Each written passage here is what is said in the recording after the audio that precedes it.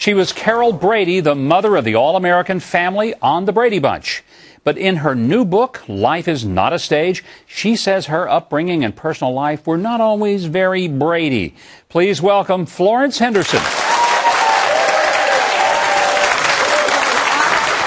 Hi, Florence. So good to have you here. You too. What a delight. Thank you so much. Wow. Thank you. I think all of us sort of believe that Florence Henderson is Carol Brady. Yes. And she's always had this idyllic American life that's just perfect and everything works out within 29 minutes and 30 seconds like a sitcom is supposed to do. Life was tough for you starting out. And I want you to talk about those early days growing up in Indiana. Well, I'm the youngest of 10 children, born on a little tiny farm in southern Indiana. My father didn't marry till he was almost 50, and then he had 10 children. And like I said, I was the 10th. I was born when he was close to 70. He was a sharecropper, a dirt farmer. I often think, though, that he had all 10 of those kids at that age before Viagra. You know, it's like that kind of impresses me to know that I come from such strong stock. My father was a wonderful man, but he also was an alcoholic. And I became aware of that when I was about 5 or 6 years old. Was he abusive? Never, except when he was drinking. And then, you know, sometimes I think, as I got older, my mother left when I was about 12 or 13. And I think sometimes when he was drinking, I think he thought I was my mother. There was a piece in the book. Yeah. It's very poignant. And in fact, we've got a screenshot of it here. It's about your dad, and this is what you say. While things never degenerated to a more severe form of sexual assault, the sacred bond of comfort, protection, and safety that a child wants to have with their father were damaged forever. Yeah. Tell me what he did, what happened, and how did that affect you? You were a little girl at that time.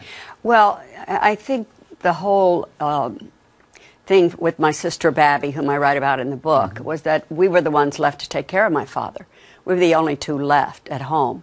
And I was just starting high school, and when he would go on a binge, I mean, we had to take turns staying home from school to take care of him. Wow. And, you know, and he'd be laying on the couch so sick and tired, and he'd say, "Oh, gal, rub my back. Would you just rub me?" And I'd rub his back, and then the hand would be on my leg. And then one day, he thought I was there by myself. My older sister had come and was outside, and he grabbed me, you know, really was holding me and wanted to kiss me. And I said, "Oh, Daddy, stop that. You know, don't do that." And so I went and got my sister, and I told her, and she said, "Oh, Daddy wouldn't do that." And I said, "Yeah." I said, "You wait." So I went back in, and he tried again, and my sister came in, my oldest sister, and she was shaking her finger at him.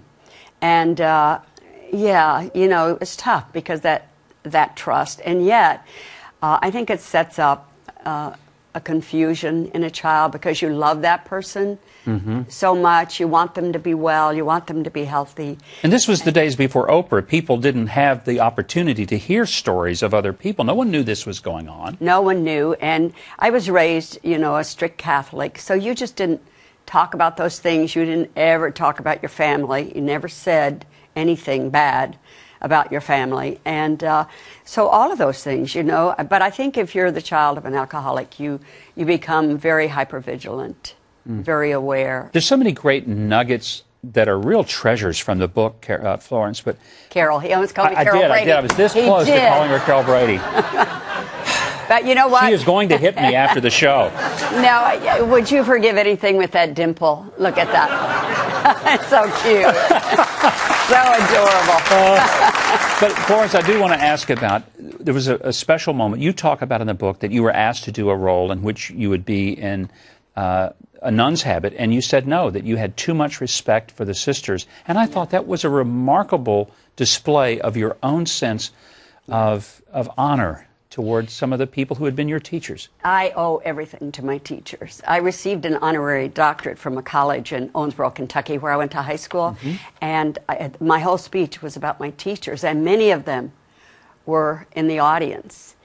Father O'Brien, who used to throw me out of class for talking, would let me back in if I would sing an Irish song. And they were nurturing me. I didn't realize that. But teachers to me, and I was raised by the Benedictine nuns and priests, and I owe them so much. I owe them so much. And teachers throughout my life, you know, there's so many people that you meet in life who become your teacher. And I never forget that, ever. Well, we'll never forget you. Florence Henderson, you are a delightful person to be around. I'm so glad I had a chance to meet you. So are you, Governor Huckabee. Well, thank you. I'm a fan of yours. Well, I appreciate it. I need all I can get. And please pass it on. Why don't you run again? Because we need somebody out there that... You know, I might have a shot if Florence Henderson would be the running mate. Because, you're on. I'm in. That could be the deal. Thank you. God bless you. I appreciate it so very much. Thank you.